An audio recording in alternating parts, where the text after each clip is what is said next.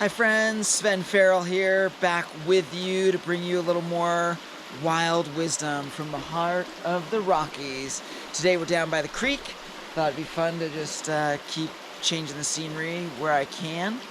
And in the very first episode that I posted, episode 1, I talked about how, in my personal opinion, the greatest wisdom and the single greatest teaching that mankind has ever shared with each other is the lesson that love is the answer. In the second episode that I posted a day or two ago, hiking through some just absolutely stunning Rocky Mountain high country, wildflower mountain settings, I talked about one of the antitheses of love being hatred, and how I really feel that hatred is being used, as a tool to divide and conquer humanity. I just touched on that part a little bit. Mostly I talked about how hatred is a poison that corrupts the soul and the physical health, the heart, the mind of the person who is being taught or encouraged or is choosing to hate. So we've got love, we've got hatred. What I want to talk about today is one of the elements that I feel is an antidote to hatred and a way to overcome our own instinct or learned behavior at times of hatred. So that for me is understanding. So I want to start by just sharing some of my own personal experience. Again, I grew up, in a very gorgeous wilderness setting, running around in the woods, had the freedom to really just be myself and to connect with the natural world and stay really true to who I am as a person. And that allowed me to really stay grounded in caring and compassion for my fellow humans. And it's one of the most incredible gifts of my life, is that I had that experience. Despite that, perhaps related to that, I grew up with a deep caring for this beautiful natural world. I mean, just look around here. Obviously, the place I chose to live is as close to wilderness as I could get, untamed nature, and I find that here in this untamed natural setting, there's so much life force that just floods into me and invigorates me and energizes me and really feeds my creativity, feeds my ability to show up for the people I care about in the biggest way possible. So it's something that I just value enormously. I also valued the natural world enormously as a young person. And so much so, and being so sensitive and so tuned into the natural world as I was from the time of being a very small child, that I could both feel and was deeply pained by the destruction that was being wrought in the world. I grew up in a logging town and a fishing town, and there's a lot that I can say about that, but I was very much aware of these amazing trees. I grew up in the redwood forest, so the most incredible trees that I've ever experienced, and I've been to the rainforest of Central America, and for me the redwood forest is even more powerful than the rainforest, basically because that's where I grew up, so it's really tied into my own heart. But you're talking about some of the biggest trees in the world that are just so extraordinary and have such a powerful field of energy that permeates anyone who sets foot, especially into an old growth forest. And so feeling the awareness of those just incredible trees being cut down, I mean, for me, it was similar to if someone who was devoutly religious lived in a European city with great Gothic cathedrals and was watching these cathedrals being bombed in World War II, and how heartbreaking that would be to see this pinnacle of human expression and celebration of divinity being destroyed. And for me, feeling the destruction of nature was the same thing. Feeling this pinnacle of natural beauty being destroyed was just so heartbreaking for me. And knowing that not only was that happening where I was growing up, but it was happening in the South American, Central American rainforest. It was happening basically all over the world. And it wasn't just that individual trees were being cut down, is that entire ecosystems were being wiped out. The deforestation of, whether it's a tropical forest or a temperate forest, wiping out a whole forest is not just killing the trees, but it's wiping out the entire ecosystem, all the animals that live in and depend on that forest system, all the other plants. I mean, you look here behind me, you're probably looking at 40 different plant species just in one framing of this camera, right? And on this property, there are hundreds of plant species, possibly 1,000 or more insect species. I get dozens of mammal species, probably 100 or more bird species, beetles, butterflies. I've got at least a dozen different bee species on this tiny little parcel that I happen to have the honor and privilege of taking care of. And so when you wipe out an ecosystem, you're not just taking out the top level, you're taking out everything. And it's like destroying an incredibly finely crafted Swiss watch.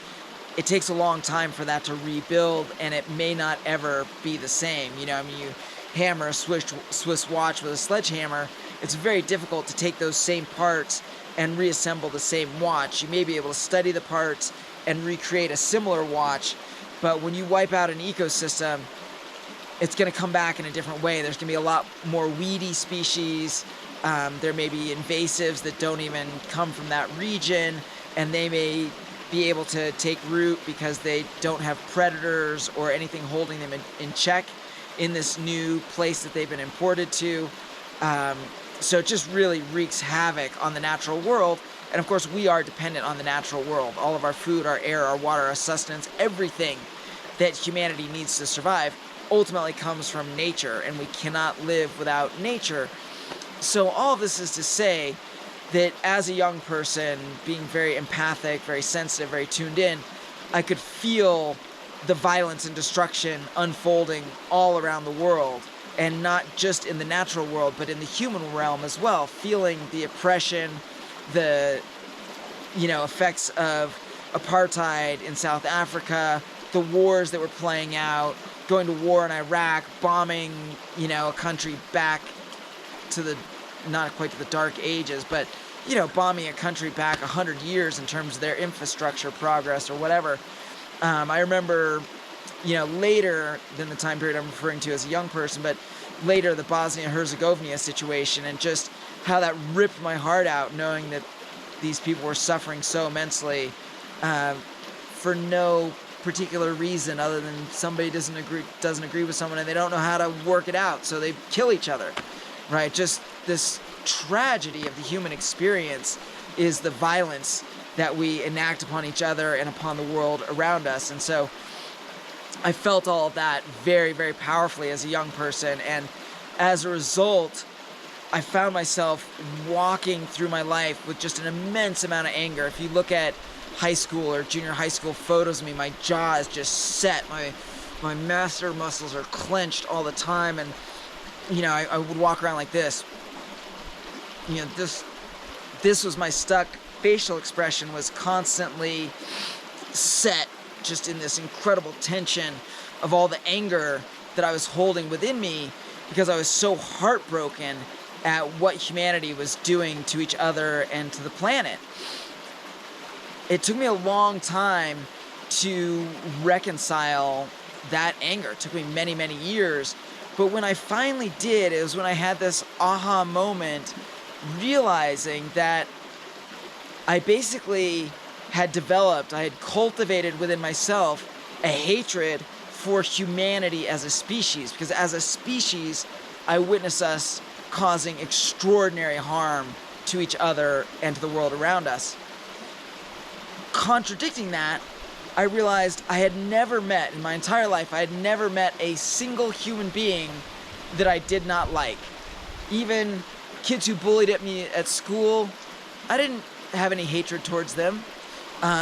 People I met who maybe I disagreed with, people who I knew about who were in charge of organizations, corporations that were causing harm in the world, I felt no hatred towards those individuals. And again, there was never a single person I had ever met that I felt hatred towards. And because of my career path as a performer, I have interacted with millionaires and billionaires, and I have interacted with the poorest of the poor. So I've throughout my life interacted with the widest possible spectrum of humanity all over the world. And I've never met a person who I did not like, who I did not, in conversing with them and connecting with them, who I did not develop a care and affection for, and a concern for their well-being, and a desire for them to live their best life and to experience well-being in the world. And so that was very much in contradiction. How can I hate the whole species but never met an individual of that species that I felt anything other than caring and compassion and love for? Right? Those two cannot coexist. I can't hate the whole but love every single part that makes up the whole. And what I finally realized was that for me, my hatred for humanity, hatred is, or anger in this case, my anger towards humanity, which developed hatred, that anger was rooted in the primary emotion and feeling of great disappointment and heartbreak, right? The heartbreak was the emotion I felt.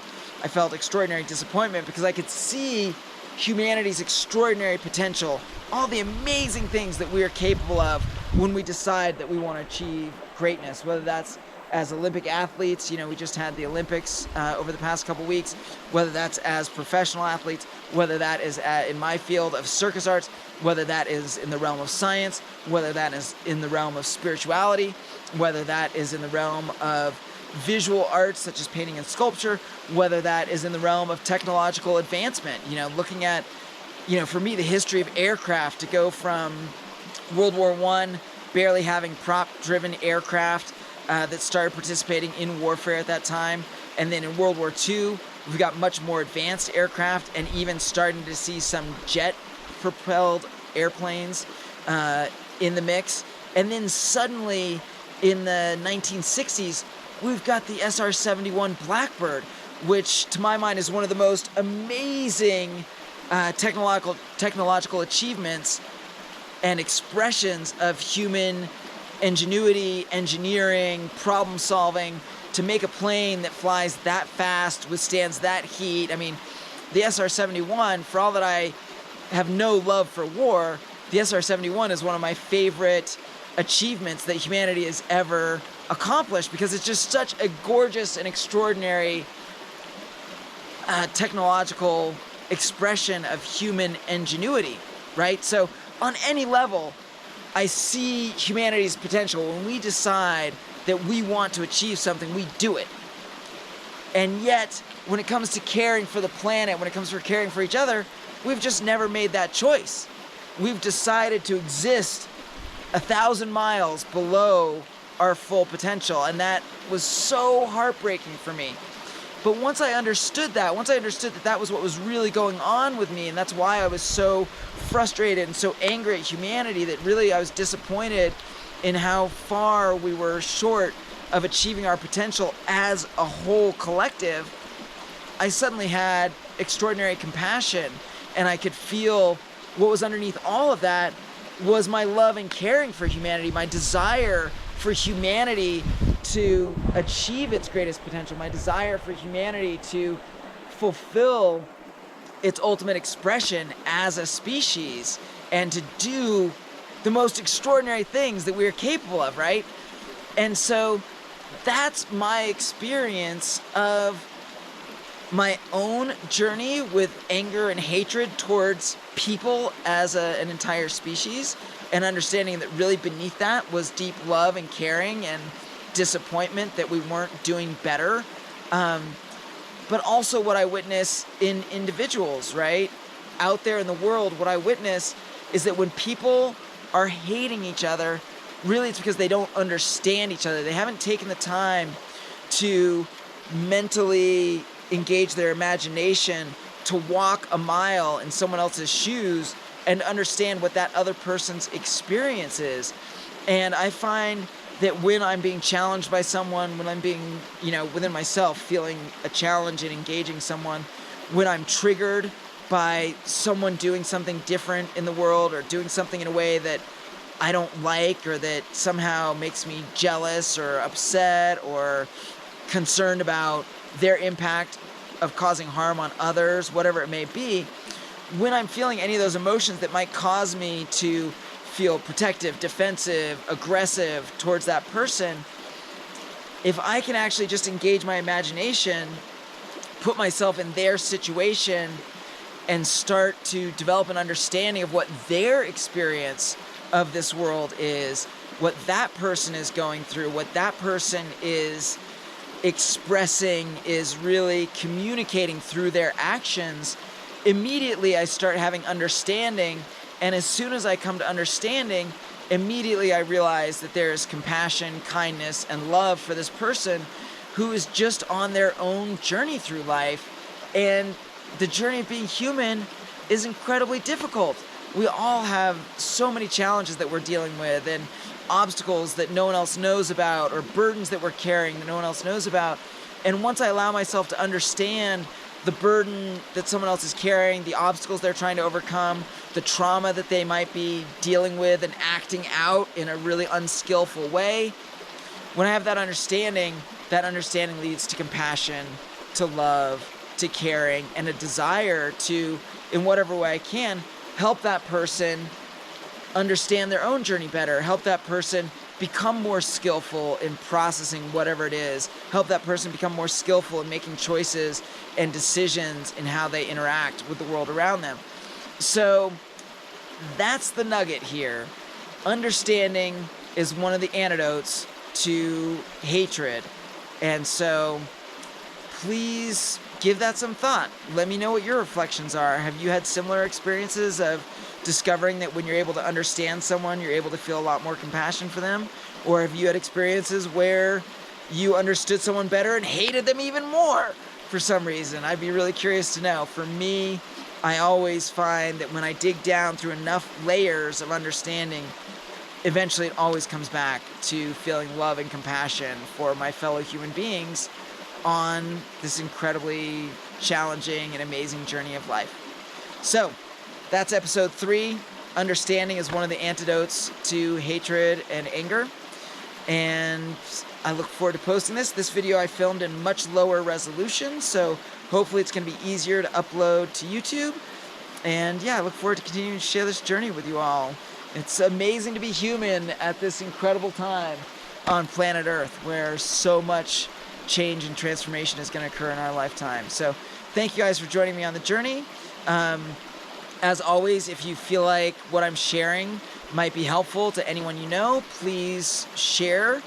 Ultimately, I'd love to have this channel grow an audience that's big enough that I feel like it's actually meaningful for me to continue it. Obviously, if I only ever have 1 or 2 viewers, then really I'm just talking to myself. And I already know the things that I'm trying to say, so that doesn't serve much purpose in terms of the time invested. So please share this with people you think it might be helpful to. And as always, have a wonderful, wonderful week. Wishing you so much love and compassion, kindness, both within your heart towards others and from others coming your way as we continue the journey. Thanks, y'all. Talk to you soon. I'm going to use the phone to stop the camera.